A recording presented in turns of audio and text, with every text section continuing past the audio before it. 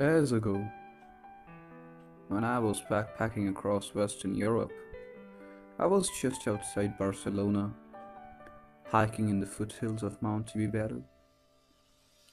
I was at the end of this path, and I came to a clearing, and there was a lake, very secluded, and there were tall trees all around. It was that silent, gorgeous. And across the lake, I saw a beautiful woman bathing herself. But she was crying.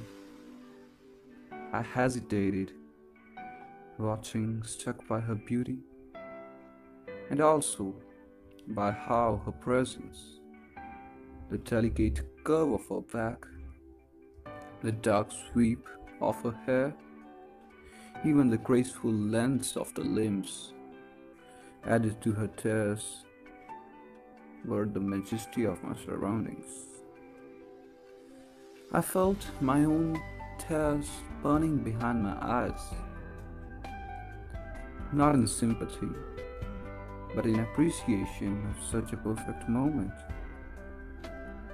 She spied me before I could even compose myself, but she didn't cry out. Instead, her eyes held and she smiled, enigmatically, fresh tears still spilling down her cheeks. I was frozen.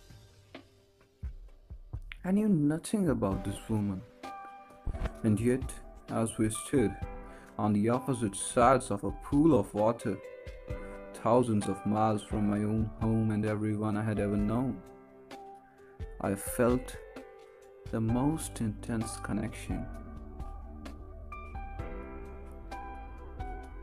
Not just to her, but to the earth, the sky, the water between us, and also to the entirety of mankind, as if she symbolized thousands of years of the human condition. I wanted to go to her, to comfort her, to probe this feeling of belonging I had never encountered before. But I couldn't,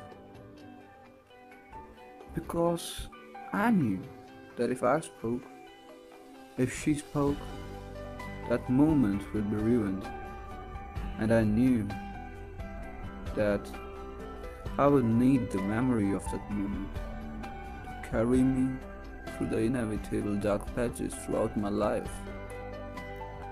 And so I watched her lower her hand, turn, and slowly walk to the opposite shore to me.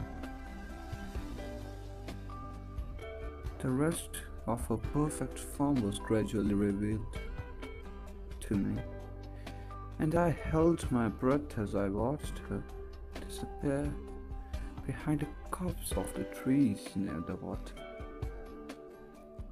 I didn't follow her. In fact, I turned around. I knew there was nothing else we could experience together that would be more perfect than that moment. And it still remains the most profound experience of my life.